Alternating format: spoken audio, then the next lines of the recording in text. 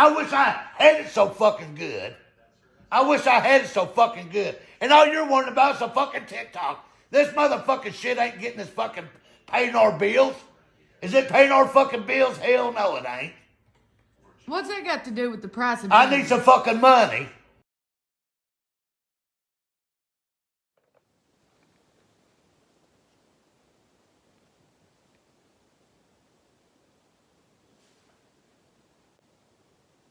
Hey everyone, welcome to my channel if you're new, and welcome back if you are returning. So today we are going to be looking at men making a fool of themselves, proving why they are the weakest link, and we're also going to look at people holding men accountable. So let's just get into these videos, y'all. But make sure you guys thumbs this video up, please, and share my video. Thank you so much for all the support. The last couple of videos have been doing awesome, so I really just want to say thank you to everybody. But without further ado, let's get into the video. Dick with Mad Kane, nigga. That's all I need. I got a big dick. I got a nice personality. I'm charming. I'm tall. I'm good looking. Bitch, drop me off anywhere. Drop me off anywhere on the planet, bitch. I'm gonna make myself a god. You feel me? You can't stop a real nigga. I'm God. You could put me in prison. I'm still gonna be God. It don't matter where you put a real nigga gonna make himself a fucking god. Well, prophesy, Papa. Well, he said that you could put him in prison and he's still a god. Well, he got his wish. He's in there. So, yeah, we'll see how that goes. But I just want to say, see, this is the problem. I don't know why black men feel that they present day have the same skills, power, ability, and physical performance that they had in the past. And with all the mixing and commingling and all this stuff going on, why do they still feel like they're like sex gods and that it doesn't matter whatever? You know what? I'm not even going to address this. I'm going to let y'all Granddaddy address this. Far too many of us black men try to make our masculinity and manhood through our dicks. We spend an inordinate amount of time in our youth trying to fuck our way into manhood. That's why you got so many young guys who aren't even where they should be thinking, I can fuck my way in. I mean, the language was a little crazy, but Grandpapa Samuel said exactly what needed to be said, and that's how I feel. It's just crazy that so many men put all this into their sexual organs, right? But they wouldn't be able to do it if they didn't have women to stick it into. So I mean, they can stick it into other men, but that's a whole nother video. But yeah, I'm actually gonna address that, and I think I have a solution. Well, I know I have a solution. The problem is how many people are actually going to do it, but we'll get there when we get there. So let's go on to the next video, y'all. Yo, y'all want to know why most men don't want to get married? No. But can y'all stop sharing this, man? I already blocked him, and it doesn't work if y'all keep sharing him.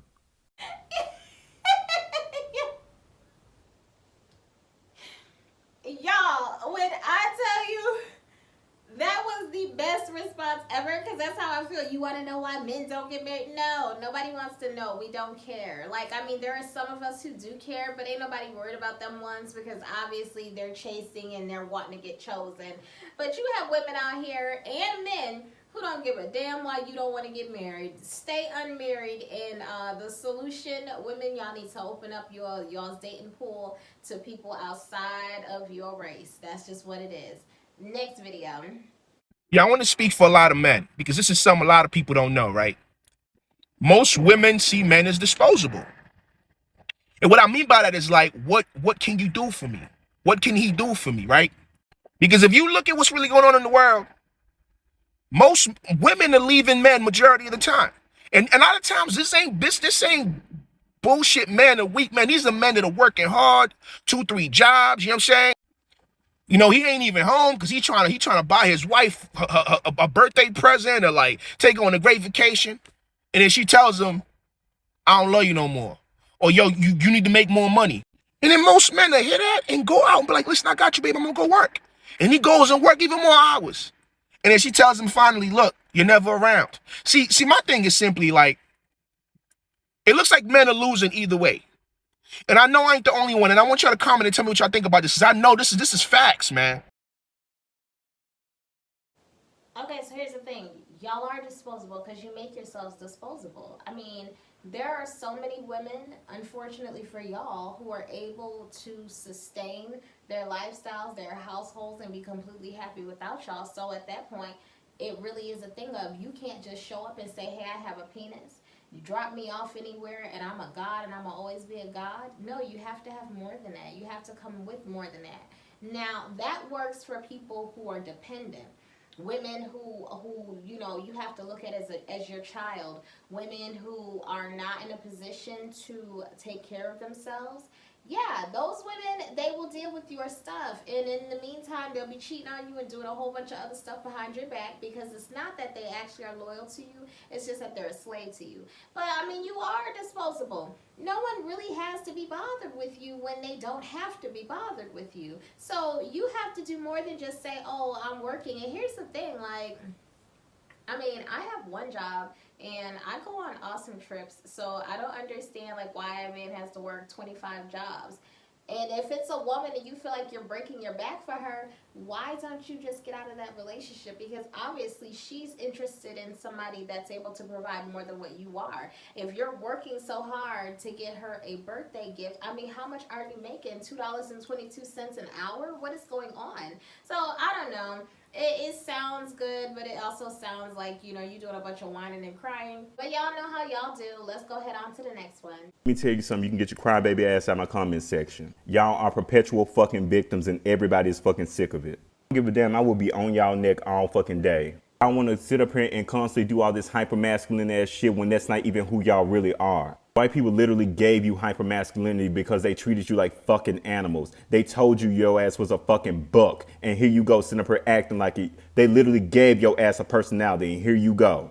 I don't understand why y'all won't take all this frustration and use it to actually be a strong foundation in the black community. Why won't you do that? Why don't you make it to where nobody could fuck with the black woman? Why don't you do that? Literal science points to the black woman as being the fucking leader, the person who has the gene to create any person in this world. But y'all like, no, it's me, I'm the leader, Bitch, science doesn't even point to your ass. Get out the fucking way.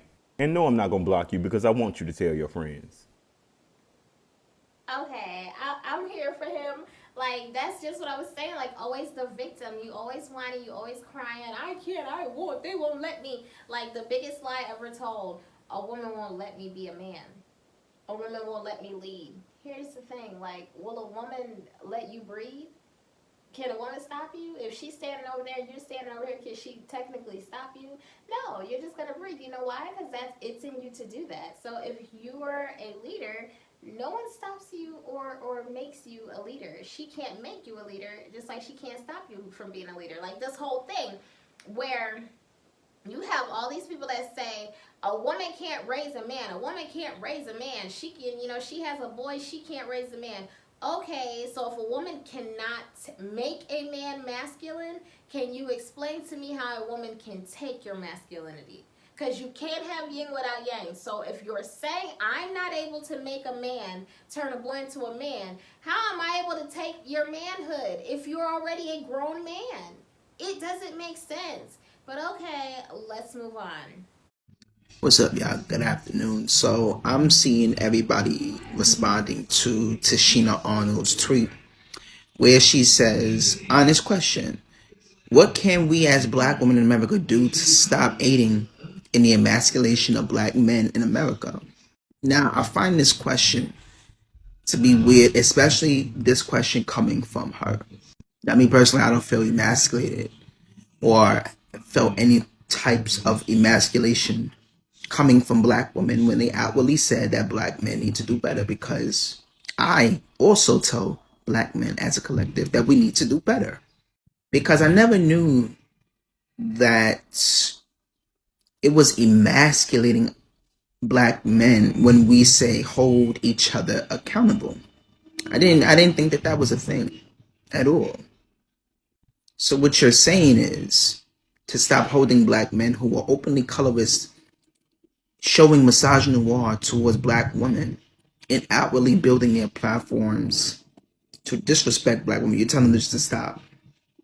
Like, we should just stop doing that, right? But Tashina, you played a character on Martin right? Pam, where in every single episode almost, he attacked Pam's looks, the way Pam dressed, everything about Pam, he attacked, making and giving leeway to black men to be openly colorist and misogynistic towards black women. Like Martin, while at that time we found it funny because again we wasn't having these kinds of conversations, was very detrimental to the black community. It was a problematic ass comedy show, sitcom. Why? Because of the things that Martin said towards Pam and the toxic relationship that him and Gina had. So I say all that to say this. If you truly believe that black men are being emasculated because of holding them accountable is a problem, then how can we as a whole hold each other accountable without people having to say things like, well, we need to do better? We have to do better as a community, and that is holding each other accountable. Or things won't change. And we damn sure can't rely on anyone else outside of the black community to help us. We have to hold each other accountable first. Well, I mean, he said it best, and there it is. Like, if accountability, taking somebody to task is what insults your manhood or your pride, then you never had manhood and pride to begin with. So, moving on. Black men should be able to talk about how black women specifically engage in things like emotional incest and physical abuse on black boys and how this might correlate to anti-blackness later on in life without y'all getting offended or acting like it's unheard. Okay, a few things. First of all, I fully agree that it's crucial that black men have spaces where they can have conversations about their trauma, especially about their relationships with their mothers. However, you can have conversations like that and hold space like that without framing it as if black women are the problem. And you could argue that he wasn't trying to excuse the anti-blackness that a lot of black men have towards black women. He was just explaining why it happens. I would respond, however, that if you see a problem, for example, misogynoir in the black male community, and all you do is try to explain it away, to rationalize it without ever offering a way to fix it, then you're justifying it. You're justifying misogynoir amongst the black male community. It's the same thing as when you see white people say, well, oh, some people are racist because of their experiences, or police respond this way because da-da-da-da-da-da-da. We know what you're trying to do. No one is saying that some young black boys don't have traumatic experiences with their mothers. No one is saying that we can't talk about those traumatic experiences. What they are saying is, don't start a conversation about the trauma inflicted on black men by black women unless you're going to have a conversation about the trauma that puts black women in those positions immediately after or at the same time. Because is it a single black mother's fault that she's a single black mother?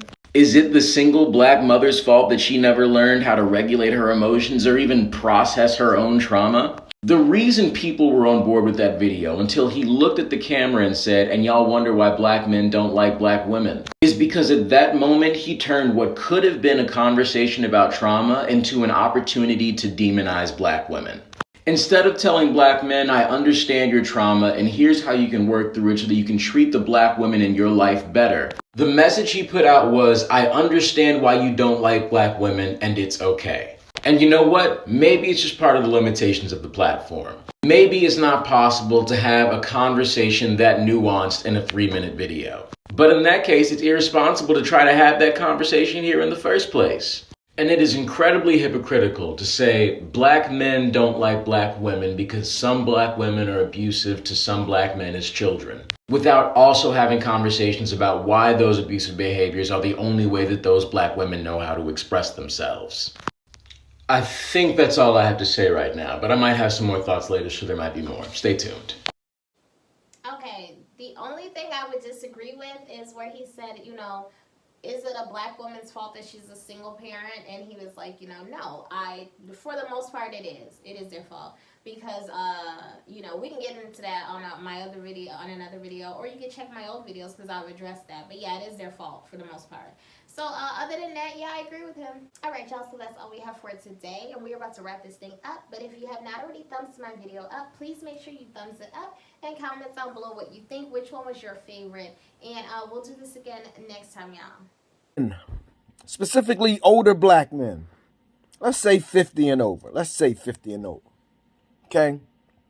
We dying alone. All alone in these nursing homes and in these facilities where the only people we see are these nurses.